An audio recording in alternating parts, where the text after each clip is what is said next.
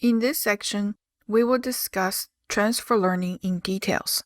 After an overview, we will discuss the various transfer learning techniques. This video will provide an overview of transfer learning. Topics covered in this video include why we need transfer learning, what is transfer learning, the transfer learning techniques and when to use each. Why do we need transfer learning? In the real world, training a model from scratch often requires a large datasets and huge computation resources. Transfer learning can help solve these challenges and allow us to train with less or little data and helps us to train our models faster and with better results by leveraging the pre-trained networks with better model architecture. So what is transfer learning? Transfer learning is to train a model on large amounts of data for a long time for task A, and then use that pre-trained model for task B. It's like if you know how to play tennis, you can learn how to play ping pong very quickly because your knowledge learned in one domain gets transferred to the new skills you're learning in another domain. There are three important aspects in transfer learning. First, you will need to choose a pre-trained model, and you can use the pre-trained model as a feature extractor and train a classifier on top of it. Or you can fine-tune the weights of some layers in the pre-trained model in addition to retraining a classifier on top of it. There are many pre-trained models and variations in TF.KRS: DenseNet, Inception, MobileNet, NASNet, ResNet, and VGG, etc. We will discuss them in more details later in the next video.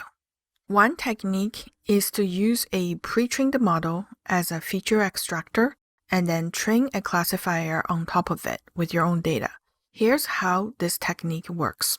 First, we create a base model with the pre-trained ConvNet, and then we remove the top dense layers, and we freeze all the layers of the base model, and then we add a classifier on top of the base model, and then we train with our own data.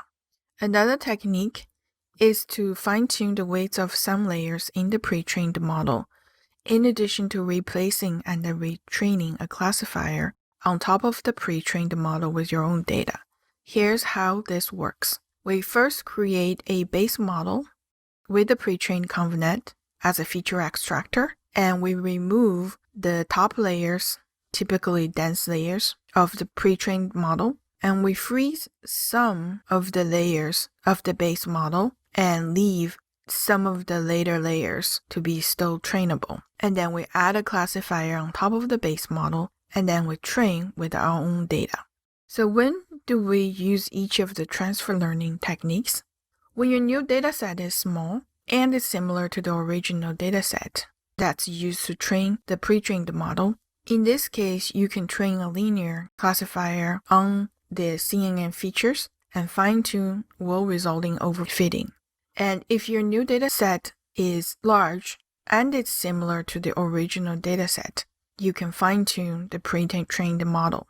If your new dataset is small and it's very different from the original dataset, you can train a linear classifier, but from activations in lower and earlier layers.